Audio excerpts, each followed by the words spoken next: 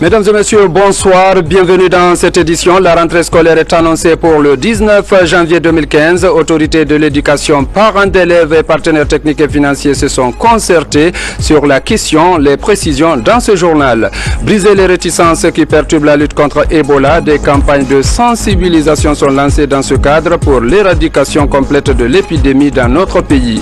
Et puis le sport, la défaite du Chili face au Sénégal ne décourage pas les supporters guinéens. La mobilisation se renforce davantage derrière l'équipe nationale.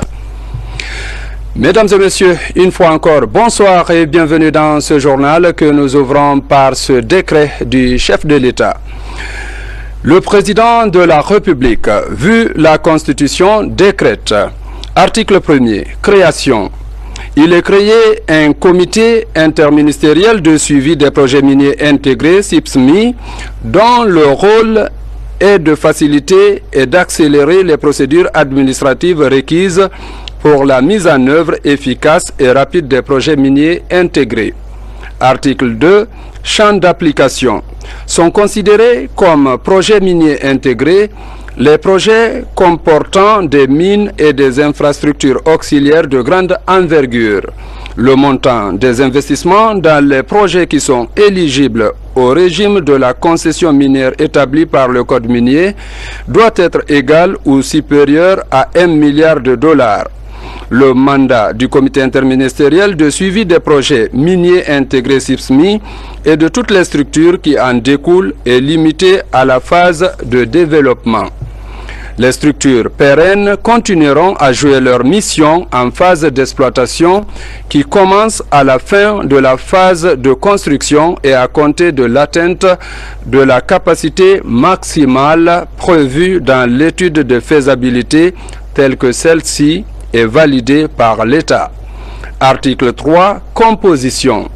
Le comité interministériel de suivi CIPSMI est composé des chefs des départements ministériels impliqués en permanence dans la mise en œuvre des projets par leur intervention dans l'octroi des permis, autorisations et autres actes administratifs. Ce sont président, le ministre en charge des mines et de la géologie, premier vice-président, le ministre en charge de l'économie et des finances, deuxième vice-président, le ministre en charge des transports, membres, le ministre en charge des travaux publics, le ministre en charge de l'aménagement du territoire et de la ville, le ministre en charge de l'environnement, le ministre en charge de l'administration du territoire et de la décentralisation, le ministre en charge de l'industrie, le ministre en charge de l'enseignement technique, de la formation professionnelle, de l'emploi et du travail, l'administrateur général de l'administration et contrôle des grands projets et des marchés publics, l'administrateur général de la Société guinéenne du patrimoine minier, Sogipami. Le CIPSMI peut faire appel à tout département ministériel ou structure de l'administration dans le cadre de la réalisation de sa mission. Il peut faire également appel à l'expertise externe. Le CIPSMI a une structure d'appui appelée comité technique. Le comité technique est composé ainsi qu'il suit. Le conseiller à la présidence en charge des questions minières. Le conseiller chargé du bureau de suivi et de la stratégie à la présidence. Le conseiller à la primature en charge des questions minières. 2 représentants du ministère des Mines et de la Géologie, dont le chef du secrétariat permanent. Un représentant du ministère de l'Économie et des Finances, un représentant du ministère délégué au budget, un représentant du ministère de l'Environnement, un représentant du ministère des Travaux publics, un représentant du ministère des Transports, un représentant du ministère de l'Aménagement du territoire et de la ville, 2 représentants du ministère de l'Administration du territoire et de la décentralisation, un représentant du ministère de l'Industrie, un représentant du ministère de l'Agriculture, un représentant de l'ACGPM, un représentant de la Sogipami, un représentant de l'Agence guinéenne pour la promotion des investissements privés APIP, un représentant de l'Agence guinéenne pour la promotion de l'emploi. Financement. La prise en charge financière du fonctionnement du comité de coordination interministérielle de suivi et de ses structures d'appui sera assurée par le budget national de développement, par le fonds d'investissement minier, par toute autre ressource publique affectée par le gouvernement ou par des partenaires techniques et financiers ainsi que par des dons et legs. Un arrêté du ministre en charge des mines et de la géologie définira la liste réactualisable des projets éligibles. Tous les services de l'administration sont chargés, chacun en ce qui le concerne, de l'application du présent décret pour les fins de réalisation de son objet dans les meilleures conditions. Le présent décret prend effet à compter de sa date de signature et sera enregistré et publié au journal officiel de la République. Conakry, le 14 janvier 2015, signé professeur Alpha Condé. Comme annoncé dans les titres, le gouvernement annonce l'ouverture des classes pour le lundi 19 janvier 2015. Une réunion de concertation a regroupé ce matin les partenaires techniques et financiers, les syndicats, les parents d'élèves et les autorités de l'éducation. Voici la déclaration du gouvernement lue par le porte-parole des ministres en charge de l'éducation. Suivez. Les ministres en charge du système éducatif, après concertation avec les bureaux des deux syndicats de l'éducation, FSPE, SLEG et les bureaux de la Fédération des associations des parents d'élèves et amis de l'école, informent l'ensemble des acteurs et partenaires du système éducatif guinéen que l'ouverture des classes sur l'ensemble du territoire national et pour tous les cycles d'enseignement est fixée au lundi 19 janvier 2015 à 7h30. Les ministres saisissent cette opportunité pour remercier et féliciter tous les partenaires techniques et financiers pour l'accompagnement en vue d'une rentrée sécurisée. Madame l'inspectrice générale de l'éducation, les recteurs, les directeurs des institutions d'enseignement supérieur, les inspecteurs régionaux de l'éducation, de l'enseignement technique et professionnel, les directeurs préfectoraux et communaux de l'éducation, les délégués scolaires de l'enseignement élémentaire, les directeurs et chefs d'établissement sont chargés chacun en ce qui le concerne de l'application correcte de la présente disposition. Les ministres en charge de l'éducation encouragent tous les acteurs du système éducatif et les engagent à ne ménager aucun effort pour une année scolaire et universitaire paisible et réussie. Un autre communiqué de l'inspection générale du ministère de l'enseignement préuniversitaire et de l'alphabétisation. Suite au communiqué relatif à la reprise des classes pour l'année scolaire 2014-2015, tous les personnels enseignants de l'élémentaire et du secondaire des écoles publiques et privées sur toute l'étendue du territoire sont invités à rejoindre leur poste de travail, école et établissement au plus tard le vendredi 16 janvier 2015 à 8 h pour préparer la rentrée. Les épreuves du concours de sélection pour le diplôme d'armes DA ont été lancées ce mercredi dans les 4 régions de gendarmerie du pays. Près de 700 candidats sont inscrits. Le lancement des épreuves a été présidé par le haut commandant en second de la gendarmerie nationale, sergent Alassane Diaby. Les interventions de la gendarmerie mobile sont inscrits pour ce concours de sélection pour le diplôme d'armes. Le lycée Ahmed Sékou Touré de l'aviation accueille les candidats de la ville de Conakry. Et le concours se déroule simultanément dans les 4 régions de gendarmerie nationale du pays. Il s'agit de savoir quels sont les plus aptes à suivre la formation.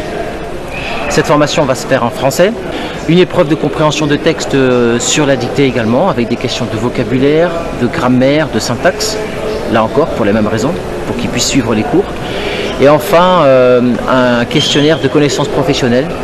Comme je vous expliquais, ils ont une certaine expérience et il faut qu'ils aient un minimum de bagages quand même pour pouvoir suivre la formation qui est assez poussée, qui va former de bons cadres de la gendarmerie. Bien dans les unités d'intervention.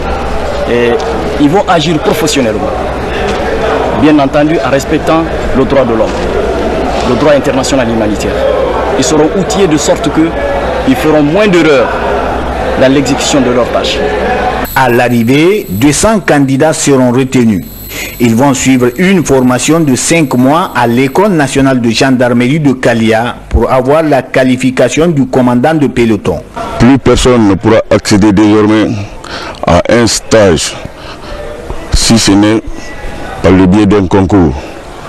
Et il ne s'agit pas dans ce concours d'avoir la moyenne. Comme le nombre de places est limité en fonction de nos besoins, il faudrait que tu sois parmi les meilleurs. Les 200 gendarmes qui seront formés vont constituer la 6e et la 7e promotion des sous-officiers détenteurs du diplôme d'armes. La lutte contre Ebola, des progrès remarquables sont enregistrés dans ce combat contre l'épidémie. Ce constat est confirmé par le représentant des Nations Unies, Ismail Ould Cheikh Ahmed, qui a visité le centre de traitement d'Ebola de Donka. Reportage Mamadi Terna Kamisoko. Nouveau représentant des Nations Unies dans la lutte contre Ebola en Afrique de l'Ouest, Ismail Ould Cheikh Ahmed visite au centre de traitement de Donka. L'émissaire de Ban Ki-moon est venu évaluer le travail de la centaine d'agents nationaux et étrangers qui y travaillent sous la coupe de Médecins sans frontières. Après un échange avec les différents acteurs, le patron de l'UNMIR se félicite des progrès enregistrés par la Guinée. Il conseille surtout la vigilance en cette période. Il apparaît pour nous clairement que la Guinée aujourd'hui est dans une meilleure position qu'elle l'était il y a un mois. Ceci en termes de réponse. Bien entendu, la situation n'est pas encore très bonne, elle est loin de là. On a encore beaucoup de travail à faire parce que pour nous, même s'il ne reste plus qu'un seul cas, c'est toujours dangereux. Il faut maintenir de la vigilance. Les Guinéens ont encore un effort à faire. Je sais que les gens sont fatigués et ne veulent plus entendre, mais le seul moyen d'arriver à éradiquer cette maladie terrible qui a affecté le tissu social et l'économie du pays, les écoles sont fermées, le seul moyen c'est de maintenir la vigilance. On va y arriver. Il y a déjà des signes positifs. Au centre de traitement Ebola de Donka, 16 cas d'hospitalisation sont signalés, parmi eux des cas suspects. Cette visite vient donc réconforter les autorités sanitaires. Cette mission mérite d'être appréciée hautement, surtout au moment où la stratégie Ebola 0 en 60 jours vient d'être lancée. Je pense que je voudrais remercier, féliciter Monsieur le représentant spécial parce que c'est l'occasion de poursuivre la lutte, de renforcer la lutte et de continuer à travailler pour l'amélioration de la santé de nos populations. Les Nations Unies se montrent convaincues que la Guinée peut vaincre cette épidémie qui a déjà tué près de 1800 personnes. Mais pour cela, les acquis doivent être consolidés avec la nouvelle stratégie Ebola 0 en 60 jours. Pour appuyer ces efforts consentis par le gouvernement et ses partenaires, la Chine augmente son appui à la Guinée. Elle vient d'offrir plus de 31 tonnes de kits sanitaires et de thermoflash pour renforcer les performances sanitaires enregistrées ces derniers temps. Le matériel vient d'être réceptionné ce matin à l'aéroport international de Conakry. Compte rendu, Adjara Matoulaye Touré. Ce don composé de thermoflash et d'équipements de protection pour le personnel de santé et des agents communautaires est destiné à la lutte contre le virus Ebola. C'est un geste du peuple chinois qui a toujours accompagné le gouvernement guinéen dans sa lutte. Le gouvernement chinois apprécie hautement les efforts du gouvernement guinéen dans la lutte contre Ebola et continuera à aider la Guinée dans la mesure de ses possibilités jusqu'à la victoire définitive de cette bataille anti-Ebola. Depuis l'apparition de l'épidémie en Guinée, le peuple chinois a offert d'importantes aides matérielles, financières et alimentaires à la Guinée. Ce pays était le premier à nous apporter un appui financier, des appuis dans le cadre des équipements, envoyer un avion spécial pour nous apporter des équipements de protection, des équipements pour nous aider à éradiquer cette épidémie à virus Ebola. Ce que nous devons comprendre et ce qui est important, c'est que ces actions seront perpétuées. La Guinée a bonne mémoire. Nos hommes peuvent passer, mais les peuples resteront. Encore une fois, merci à la Chine. L'amitié entre la République populaire de Chine et la République de Guinée remonte à l'indépendance de notre pays. Une amitié qui s'est soldée par des réalisations et la présence de 10 000 ressortissants chinois en Guinée. L'éradication de ce virus doit également passer par le combat contre les réticences. Le Centre d'études de recherche d'aide en développement, en collaboration avec l'UNICEF, projette de déployer plus de 800 pères éducateurs dans tout le pays. Les précisions avec Mamadou Alpha Baldé. La lutte contre Ebola se poursuit et la baisse des infections rassure les acteurs impliqués dans l'éradication du virus. Cependant, les réticences dans certaines localités restent d'actualité. Avec le soutien de l'UNICEF, le Centre d'études de recherche d'aide au développement CERAD mobilise des superviseurs et chefs d'équipe des quelques 800 mobilisateurs sociaux dans tout le pays. Dans le cadre du plan national Ebola en 0 Ebola en 60 jours. Alors il est question donc d'affûter mieux les armes, préparer mieux nos agents sur le terrain pour que l'information qui est donnée à Conakry soit la même qui est donnée dans le dernier hameau de culture en Guinée. Ceux qui sont réunis ici sont censés apporter en retour au niveau préfectoral l'information, la même formation, la dupliquer au niveau de tous les socio-mobilisateurs. À ce jour, la remontée des données sur le terrain en temps réel est un autre défi pour le CERAD et son partenaire UNICEF. À l'issue des débats, des pistes de solutions sont évoquées. Dans les villages, tout le monde a le téléphone. Or, dans chaque comité de veille, dans chaque comité villageois de veille, il y a des secrétaires, des enseignants, des anciens intellectuels qui peuvent recueillir les informations envoyées par SMS. J'ai mis un système de codage et à chaque code correspond une activité. Avec plus de 1500 morts depuis le début de l'épidémie, la Guinée et ses partenaires multiplient les initiatives pour vaincre Ebola. La lutte contre les réticences devrait favoriser la fin de l'épidémie dans les prochaines semaines. Au niveau des politiques, les femmes du Bureau national du RPG Arc-en-Ciel et du secrétariat général aux affaires religieuses ont organisé ce mercredi la lecture du Saint-Coran à la grande mosquée Faisal de Conakry. Objectif, invoquer le Seigneur pour l'éradication du virus Ebola dans notre pays. Compte rendu Ali Badra Kondé. Elles se sont fortement mobilisées, ces femmes du Bureau national de RPG Arc-en-Ciel et le secrétariat général aux affaires religieuses pour consacrer cette journée à la lecture du Saint-Coran ici à la grande mosquée Faisal. À travers le Saint-Coran, ces dames ont imploré la miséricorde d'Allah pour l'éradication de la fièvre hémorragique à virus Ebola. Nous sommes là ce matin pour la lecture du Coran, pour que Dieu vienne nous aider à reculer cette mauvaise maladie dans notre pays. Ce que ces femmes religieuses peuvent faire, c'est d'organiser la prière et la lecture du Saint-Coran, qui est la parole de Dieu, plus sacrée, et aussi de prier le Tout-Puissant Allah pour qu'il accompagne notre cher président, professeur Alpha Condé, pour qu'il puisse conduire la Guinée vers un développement durable, vers la stabilité et vers la quiétude sociale. Au-delà de la fièvre hémorragique à virus Ebola, les invocations ont été formulées pour le maintien de la paix et la quiétude sociale. C'est pourquoi la première dame de la République, Hadji Diéné Codé, a appelé les Guinéens à l'unisson. Je ne pouvais pas manquer ce rendez-vous parce que tout le monde sait les ravages du virus Ebola en Guinée et dans la sous-région. Donc nous sommes venus implorer Allah pour qu'il nous pardonne et que enfin Ebola quitte notre espace. Après Conakry, ces femmes du Bureau national RPG Arc-en-Ciel entendent poursuivre ces journées de prière dans les préfectures de Koya, Forikaria et Dubreka. Autre sujet de l'actualité, dans le monde rural, les engins agricoles importés par l'État et mis à la disposition des paysans sont presque tous en panne. Le constat est alarmant, le manque d'entretien est la cause évoquée. Le point avec Ansouman Toumani Kamara. Didier Buffort est un Français qui a plusieurs décennies d'expérience dans l'agriculture, notamment dans l'entretien des engins agricoles. Par amitié et rassuré par la visite de son président en Guinée, cet agriculteur du nord de la France se rend à Farana, au centre de la Guinée.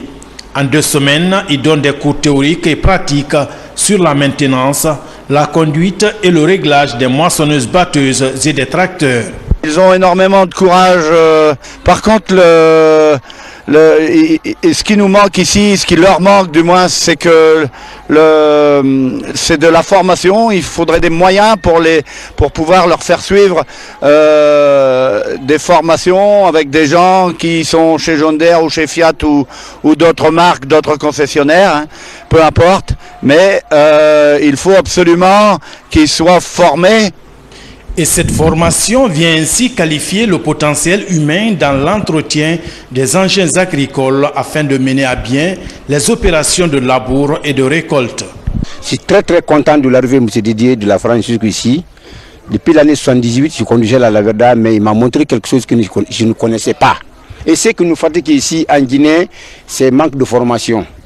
Manque de formation, sinon le grand patron, le président a envoyé comme la Laverda, pratiquement, alors là, tout n'est pas en état neuf parce qu'on ne connaît pas. Alpha Camara, un passionné de l'agriculture, est l'initiateur de cette formation. Il a mis en valeur cette année sur fonds propres 15 hectares de riz répartis sur 5 sites. Mais des difficultés ne manquent pas pour réaliser ses ambitions. C'est un plaisir pour nous d'être dans l'agriculture, mais nous avons besoin d'être un tout petit peu subventionnés, ne serait-ce qu'aménager nos plaines pour que nous sortions de cette dépendance alimentaire. Ces nouvelles connaissances acquises ont permis à ces techniciens guinéens d'opérer sans perte sur toute la chaîne de la récolte. Et désormais, ils sont aussi en mesure de bien entretenir ces engins agricoles sans l'appui extérieur. Restons à l'intérieur du pays pour dire que les habitants de Bassambaya, dans la sous-préfecture de Douné, c'est à Mamon, s'activent dans le désenclavement de leur localité. Des travaux d'aménagement de la route qui mènent dans ce village viennent d'être lancés avec des moyens rudimentaires bien sûr. Toutefois, ils comptent sur l'État pour la réalisation d'un pont moderne sur le Bafing en vue de leur permettre de vite écouler leurs produits agricoles. Reportage Saamara Tolno, rendu en studio par Mamaista Kamara. Pioche, houe et pelle à main, les habitants du district de Bassambaya désenclavent leur village situé à 6 km de la sous-préfecture de Douné. Le district de Bassambaya est l'un des greniers agricoles de la préfecture de Mamon. Malgré ce potentiel, le problème d'écoulement des produits se pose. Ici, à Bassambaya, nous sommes derrière le fleuve.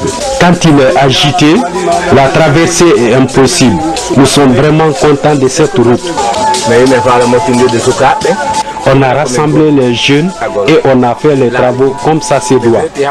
Avec de moyens rudimentaires, les habitants de Bassambaya sont déterminés à faire de la localité un modèle de développement. Je suis venu avec l'ACR, venir remercier la population de leur civisme dans le cadre d'adhésion au programme de société prôné par le président de la République. En attendant l'intervention de l'État, ces jeunes ont déjà remblayé 500 mètres de route.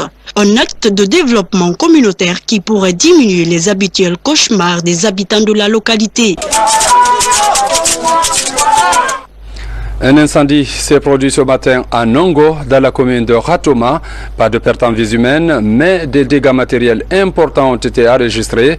Le feu qui s'est déclaré dans le bâtiment n'a pas pu être maîtrisé malgré les secours des voisins. Reportage Mamaista Kamara. Voici ce qui reste d'une concession familiale au quartier Nongo de la commune de Ratoma. Le feu vient de tout consumer. C'était ce matin.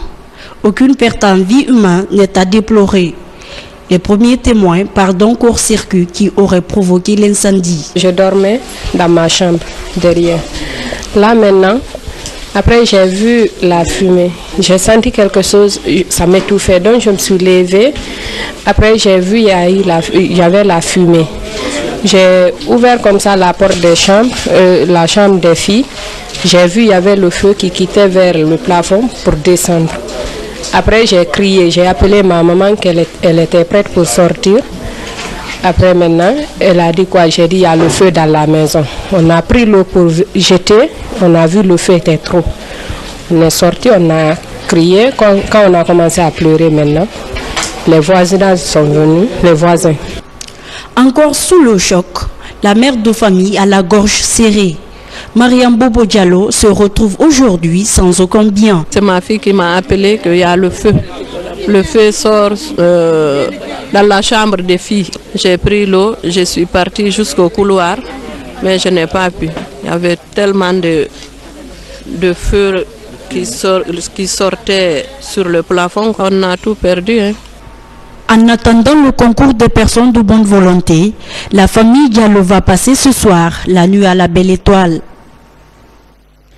Sport football, la défaite du Sili national face au Sénégal anime les débats à Conakry. Cette situation n'entend pas cependant le moral des supporters.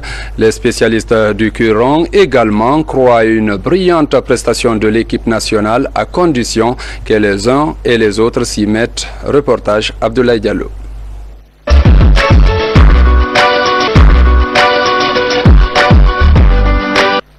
Les supporters croient à une participation remarquable de l'équipe malgré la défaite contre le Sénégal. Le vrai test était contre le Sénégal. Et la première mi-temps, vous avez vu, il y a eu trop de failles. Mais deuxième mi-temps, je pense que l'entraîneur a mis de l'ordre. On a un problème en défense parce qu'il y a une défense qui prend 5 buts quand même dans un match. C'est très dangereux. Mais je pense qu'il a corrigé en deuxième mi-temps. Et vous avez vu quand même qu'on a pu marquer 2 buts. Donc je pense que les 2 matchs-là l'ont permis, surtout le match contre le Sénégal, a permis quand même à Dussier d'avoir une idée sur une équipe type qui mettra contre la Côte d'Ivoire le 20. Dans les rues de Conakry, la question des primes des joueurs domine les débats. Selon les informations, l'équipe aurait refusé de s'entraîner à la veille du match amical contre les Lions de la Teranga, faute des primes. Une équipe qui réclame 2 000 $ après avoir reçu chacun 30 000 $, je me dis, les troubles ont commencé au sein de cette formation. Vous savez, la poule est extrêmement relevée. Pour sortir de cette poule, il va falloir être déterminé, surtout être patriote, se surpasser. Parce qu'il faut reconnaître, nous sommes dans une poule où on est un outsider. Aujourd'hui, les regards de tous les Guinéens sont tournés vers le Sili national, une équipe qui constitue un symbole d'espoir et d'unité nationale. Nous tous derrière le Sili national. La Guinée est en deuil. Le pays vient de perdre son ministre de la Culture, décédé des suites de maladies. Sur ce plateau, Jean-Baptiste Williams, il est le directeur national des arts du ministère de la Culture et du patrimoine historique. Jeannot, bonsoir. Bonsoir. C'est le premier décès d'un ministre du gouvernement, Saïd Fofana. Qu'est-ce qui est prévu pour recevoir la dépouille et organiser les obsèques? Permettez-moi tout d'abord d'adresser au nom historique nos sincères condoléances au président de la République, chef de l'État, son Excellence, professeur Alpha Condé, qui est un ami et un compagnon de lutte, au défunt ministre Ahmed Tidjani Cissé, qui nous a quittés le 6 janvier dernier, et comme vous l'avez dit, décédé des suites de maladie. Le département de la culture a soumis un programme des obsèques au gouvernement qui a agréé ce programme. Déjà ce soir, je vous annonce l'arrivée de la délégation sénégalaise, puisque le ministre a épousé une Africaine, une Sénégalaise à qui nous adressons nos sincères condoléances, Aïda Si. Donc 5 membres de sa famille sont arrivés déjà à Conakry, et grâce donc à cette participation et cet accompagnement de son ami le président de la République, les dispositions ont été prises et ils sont à Palma Kamayen, et dans cette délégation nous avons même le ministre Malik Si. C'est pour vous dire que les dispositions sont déjà prises. Alors dès demain matin, jeudi 15 janvier, il y aura une cérémonie de lecture du Coran à la résidence du ministre Ahmed Tidjani Cissé, c'est à Dixinport, le matin à 9 h. Les obsèques commencent par cette cérémonie. Et à 18 h, après que le transfèrement du corps se soit fait ce matin, du Mans, parce que le ministre est décédé en fait au Mans, donc le corps est déjà à Paris grâce aux dispositions donc prises suite aux instructions du chef de l'État avec l'ambassade de France et l'ami personnel du défunt ministre, M. Follet Touré. Le corps est en ce moment à Paris, et de même par le régulier d'Air France qui fera une escale à Nouakchott. S'il plaît à Dieu, nous allons nous mobiliser pour recevoir la dépouille mortelle du regretté ministre Ahmed Tidiane Cissé à 18h très précise à l'aéroport international du Bessie à Conakry. Monsieur Williams, Ahmed Tidiane Cissé était homme de culture, il a été également ministre et puis militant des premières heures du RPG. Il avait même fait la prison. C'est pourquoi j'ai commencé par adresser mes sincères condoléances et comme le communiqué même du ministère l'a dit, à son premier ami et compagnon de lutte des premières heures. Et tout le monde sait ce combat politique qu'il a mené. C'est pourquoi je dis, nous perdons un grand homme de culture, un grand homme politique et un grand homme, un grand commis de l'État. Donc, tout le monde connaît cette longue marche qu'il a eu à mener avec le chef de l'État. C'est pourquoi le souhait du ministère est d'abord de remercier tout le peuple de Guinée, tous les partenaires au développement qui, depuis l'annonce du décès, ne cessent de déférer entre la famille Mortiera Sangoya au ministère de la Culture. Et demain matin, je suis sûr qu'ils viendront nombreux à la résidence de monsieur le ministre pour ce dernier accompagnement. Parce que vous savez, la vie n'a qu'un sens. C'est une ligne qui va de la naissance à la mort et le reste n'est que broderie. Donc, demain, à 18h, nous allons recevoir le corps, comme je vous l'ai dit, à l'aéroport international de Bessie à Conakry. Et le vendredi 16 janvier, les derniers honneurs, les derniers hommages seront rendus au ministre Ahmed Tidiane Cissé. D'abord, la levée du corps à la morgue de l'hôpital Ignace Dine, suivi des honneurs, des hommages, des témoignages et des sketchs de poèmes qui seront dits, parce que le ministre était quand même un écrivain, poète, dramaturge, il avait beaucoup de casquettes, c'était un immense homme de culture, donc ça faisait partie de ses souhaits, de ses voeux. Demain nous ferons, après-demain j'allais dire, vendredi, ces obsèques seront des obsèques très culturelles, très artistiques, conformément à ce qu'a été l'homme. Justement, vous parlez de l'homme. Ahmed Tidiane Cissé part avec de nombreux projets. Comment le département s'organise à poursuivre les actions laissées par le ministre Cissé? Avant de répondre à votre question, laissez-moi donner la suite du programme, c'est-à-dire après la levée du corps vendredi à 8h à la morgue de l'hôpital Ignace Dine, le cortège funèbre va s'ébranler en direction du palais du peuple à Conakry, où justement les hommages, les témoignages et tous les honneurs dus à son rang lui seront rendus. Après, à 12h, fin de cérémonie au niveau du palais du peuple, le cortège funèbre s'ébranlera en direction de la mosquée Faisal. Après la prière, nous aurons l'inhumation au cimetière de Cameroun. Et après, retour à la résidence du ministre à Dixine-Port pour les prières et les bénédictions. C'est ça le programme. Maintenant, pour revenir à votre question... Qu'est-ce que vous comptez faire pour poursuivre en fait les nombreux projets laissés par Ahmed Tidiane Cissé? Oui, vous savez, vous l'avez plusieurs fois reçu. Qu'est-ce qui lui tenait à cœur, surtout pour cette année 2015? Nous ferons de cette vision un breviaire. Le ministre Ahmed Tidiane Cissé va avec justement les ambitions et les projets qui, par la grâce de Dieu et l'accompagnement du chef de l'État, verront certainement le jour. C'est la construction d'un palais de la culture. C'est la construction d'un siège digne d'un ministère de la culture. C'est le retour des quinzaines artistiques et du Festival culturel national. Mais c'est surtout le grand chantier qui va aller à la politique nationale, c'est-à-dire des grandes journées culturelles, on les appellera comme on le veut, et que nous souhaitons même baptiser les journées, les états généraux de la culture, ou les états généraux Ahmed Tidiane Cissé de la culture, qui vont déboucher sur la politique culturelle nationale de notre pays, la Guinée. Ça, il tenait à ces 3 ou 4 grands projets que nous pensons pouvoir réaliser pour honorer davantage la mémoire de ce grand homme de culture. Merci, monsieur le directeur. Que la terre de Guinée que Ahmed Tidiane Cissé a tant servi lui soit légère et que Dieu ait son âme au paradis. Mesdames et messieurs, c'est la fin de cette édition. Merci de l'avoir suivi et surtout passez un agréable moment en compagnie des programmes de la RTG. Demain, vous recevrez Falilou Diallo.